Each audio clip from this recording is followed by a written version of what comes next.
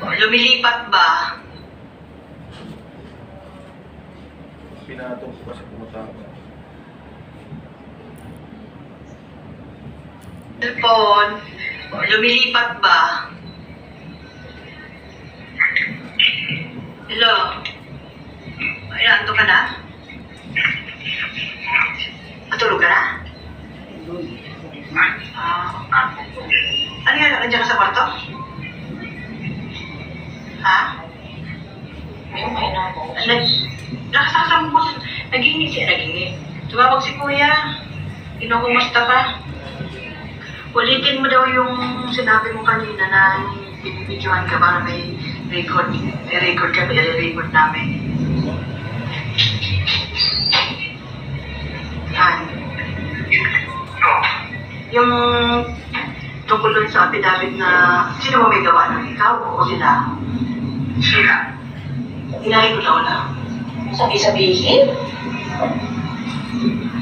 O, sabihin mo kung ano nangyari doon para may record namin. Yun nga, binigyan ako ng nakaraan na araw. Tapos binasa ko yung statement na may mga sinigit sila na hindi mo totoo. Na hiningi nila si Maclean na pati si Defensor. Na sinabi nila doon sa statement na pinanakuhan ako ng pira, babayaran ko. At sinabi pa doon na hindi na sa wala akong alam doon sa hindi doon sa bakit yung witness. Yun lang ang nakalagay doon na ayaw ko dapat naman. At hindi na ko napabuhan ng statement na yun sila naman. Yun lang ang pinirmahan mo. Yun lang lang. Yung legacy yun doon sa ano ko. Saan ba yun? Sa pinakahuli? Hindi nasa na yung partner. Gitna? Dahil sa atlet yung kita ko na tapos may ibang 20 ko ng pera. Ba't ang haba naman? Sila po Pero yung affidavit mo ng una, andun pa yun.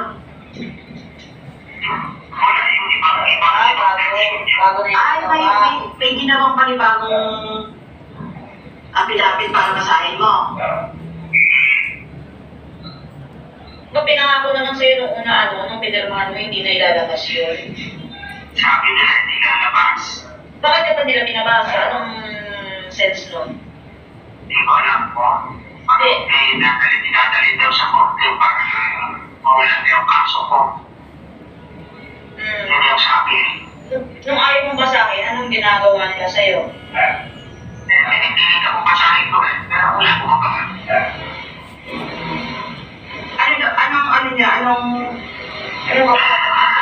Anong kapalit ng pag hindi mo binasa? Para daw nalilibig na kayo, wala na magbubulo dyan sa inyo. Wala naman ang gusto sa amin Sa totoo lang, wala nang bubulo sa amin. Sila lang ang bubulo sa amin. Sila ang gumagawa ng paraan para manggulo. Sila lang nanakot sa amin eh. Kaya sabi ko sa inyo na gusto ko naman pinupulo na yung ako eh. Hindi na ako makatulog. Mag-ano ka muna, bago ka natulog, yung pumamarigang na tubig. Para ma-relax yung muscle mo.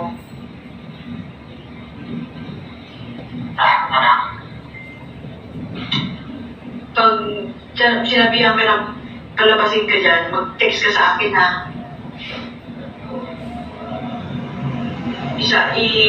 Ano mo agad sa akin, i-text mo agad sa akin. Ako nga sa kaliban, papantayin mo lang sila kung kumaihirin ng korte, papantayin mo lang sila sisini. Babantay talaga sila doon. May isa sa loob, may isa sa labas. Tatlo yan, tatlo daw. Kasi pag pinalabas ka, may contact na kami doon sa loob. Doon ka na lang muna sa loob.